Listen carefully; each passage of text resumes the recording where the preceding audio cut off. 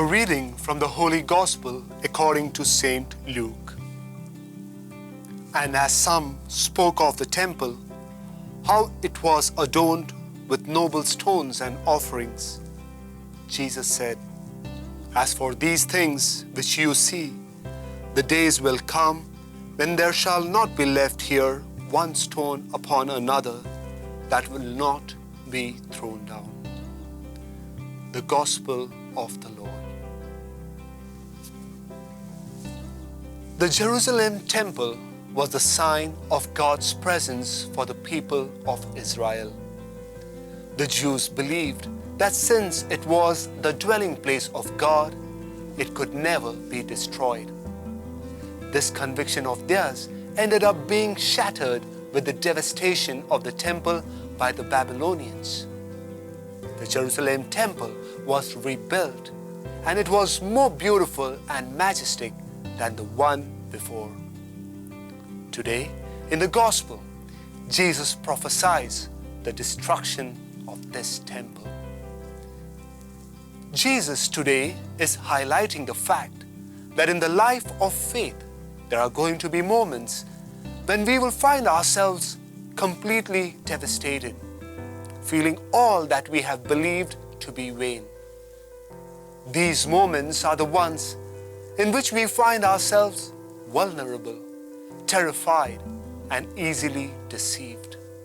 Like in our relationships, it is easier to trust, appreciate one another when things are going well. But it is the troubled times that truly uncover the depth of one's love for each other.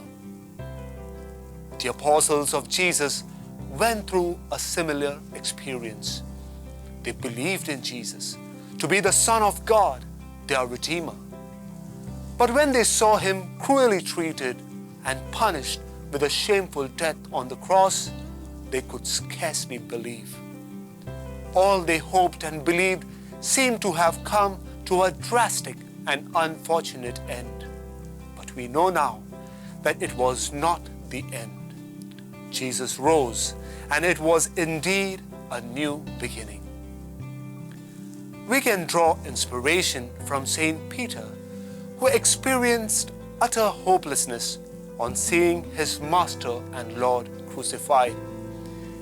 In his first letter, verses 3 to 9, we see him glorifying God and rejoicing that his hope has been born anew to a living hope through the resurrection of Jesus Christ from the dead.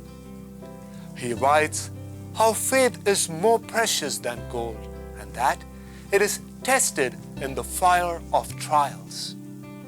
This faith is that which has enabled us to love Jesus even though we have not seen him.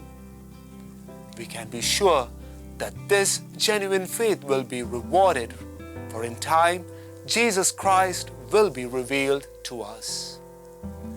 Let us then ask God always for his grace, that our faith may never fail when we are faced with trials and temptations, that we may continue in joyful hope for the coming of our Savior, Jesus Christ.